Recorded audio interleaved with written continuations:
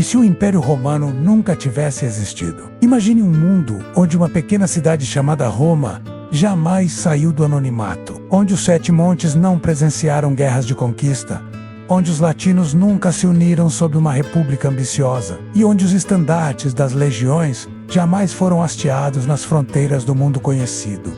Um mundo sem Roma, sem seu império, sem sua influência. No início, a ausência do império parece apenas um detalhe. Afinal, outras civilizações floresciam ao mesmo tempo. Os gregos já tinham sua filosofia, os egípcios seus templos, os persas seus exércitos, mas sem Roma para conquistar, absorver e unificar, essas culturas seguiram caminhos diferentes, caminhos mais isolados, mais lentos. Roma, em sua essência, foi um catalisador. Sem ela, a história se torna fragmentada, menos coerente. No oeste da Europa, os celtas continuam a dominar vastas regiões. Sem a expansão romana, suas tribos não são vencidas nem assimiladas. As línguas célticas se mantêm fortes, tornando-se predominantes em regiões que hoje falam francês, espanhol ou italiano. Sem o latim para moldar os idiomas, as línguas românicas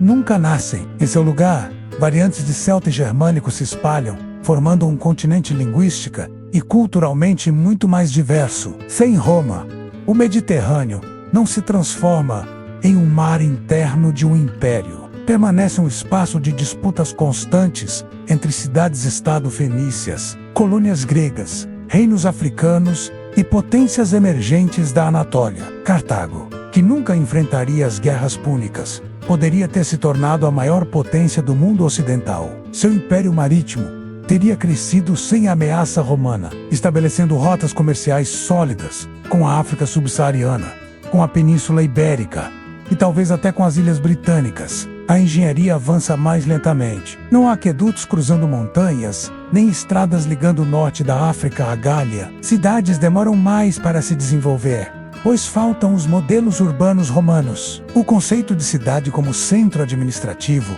político e cultural se espalha de forma mais tímida, e as zonas rurais continuam dominantes por séculos a mais. As viagens são mais difíceis, os comércios menos eficientes, e a ideia de um continente interligado não chega a se concretizar. Na religião, a mudança é ainda mais profunda. Sem o Império Romano, o cristianismo permanece como uma seita regional. Sem o apóstolo Paulo viajando pelas estradas romanas, sem Constantino unificando o império sob uma nova fé, o cristianismo não encontra uma estrutura para crescer. Ele não se torna a religião dominante da Europa. Outras crenças, como as religiões celtas, os cultos germânicos e as tradições africanas, permanecem mais presentes. O monoteísmo perde força. O mundo caminha mais tempo sob a luz dos deuses antigos. Isso afeta profundamente o futuro. Sem o cristianismo como força dominante, não há igreja católica, não há papado, não há cruzadas. O papel espiritual do Ocidente se fragmenta, abrindo espaço para que o Islã, por exemplo, encontre menos resistência cultural em sua expansão. Com os povos europeus divididos e sem uma doutrina unificadora, o mundo islâmico pode se expandir mais livremente pelo sul da Europa, talvez até alcançar regiões como a França ou a Península Itálica, com muito mais facilidade e permanência. O Oriente, por sua vez, mantém sua força. O Império Persa, sem o confronto com Alexandre e sem as influências romanas sobre seus territórios, evolui de forma mais autônoma. Seus avanços em matemática, medicina e astronomia se difundem de maneira diferente, talvez mais rapidamente, se conectando diretamente com a Índia e a China por rotas comerciais orientais que se tornam mais importantes. Com a ausência do eixo romano, a Europa entra em um período prolongado de estagnação política. Sem Roma para cair, não há um evento marcante que marque o fim da antiguidade e o começo da Idade Média, mas também não há o colapso que forçaria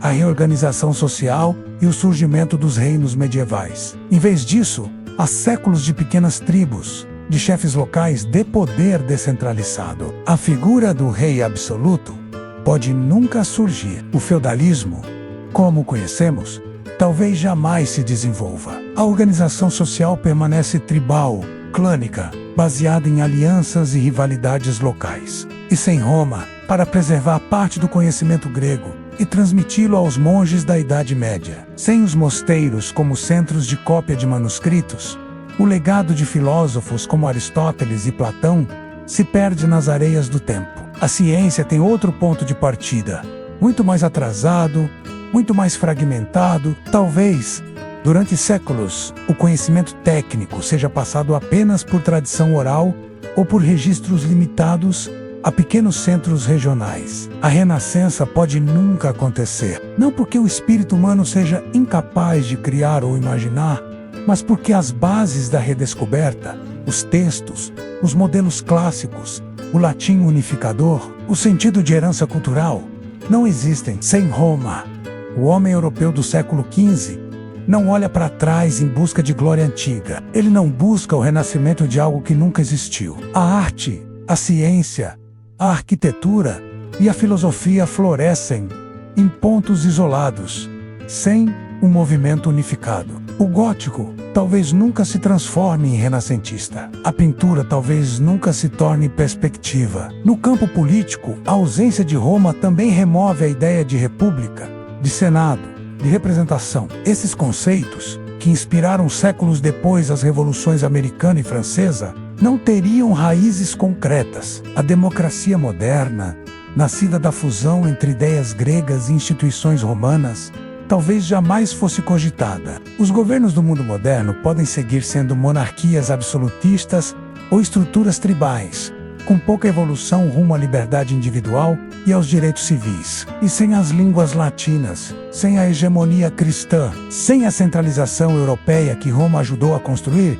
as grandes navegações também mudam. O impulso de cruzar oceanos talvez venha de outras civilizações, dos árabes, dos indianos, dos chineses. Pode ser que os primeiros a chegar às Américas não sejam portugueses ou espanhóis, mas viajantes do leste. O contato com os povos indígenas do Novo Mundo aconteceria de forma totalmente diferente.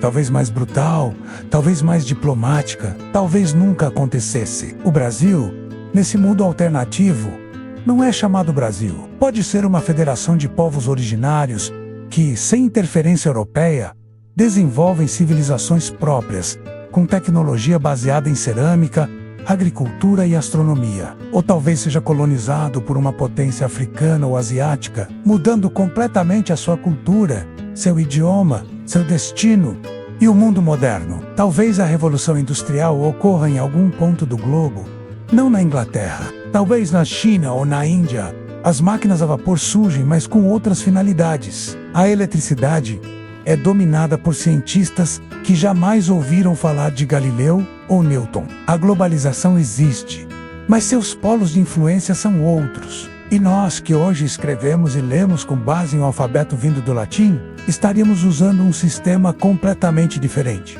Talvez pitográfico, talvez fonético, talvez algo inimaginável. Tudo seria diferente. Tudo porque Roma nunca existiu. Por hoje é isso. Deixe o seu like e se inscreva para não perder nossos próximos vídeos.